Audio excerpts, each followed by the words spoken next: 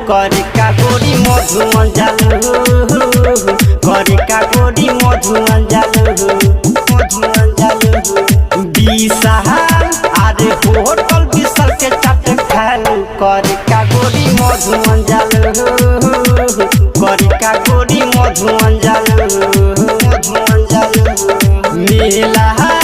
आदि मेला बाजार पर भेटालू करे काकोरी मधुवन जालू करे काकोरी मधुवन जालू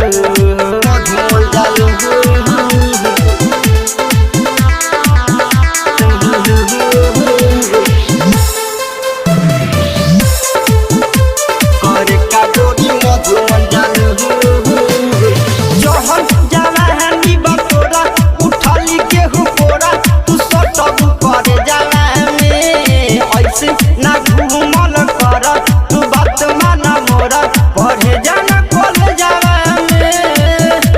पढ़े जाना कॉलेज जावा में चढ़ल जवानी बतोरा उठाली के हुकोरा तू सटब करे जाला में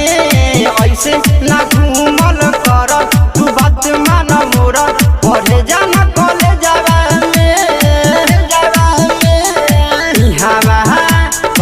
इहावा से उहावा धरालू करे काकोरी मधुवन जालू करे काकोरी मधुवन जालू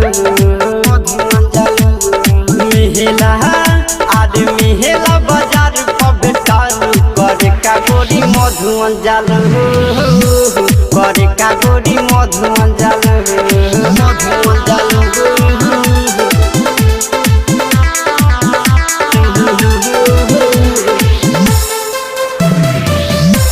करे काकोरी मधुवन जालू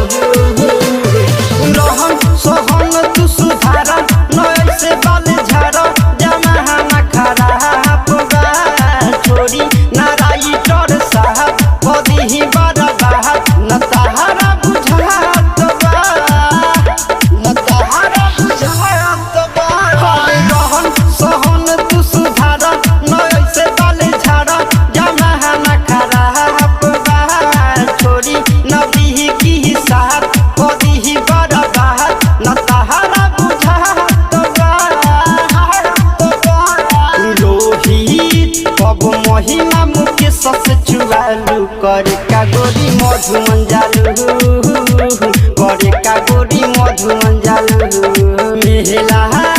आदि मेला बाजार पर भेटालू करे काकोरी मधुवन जालू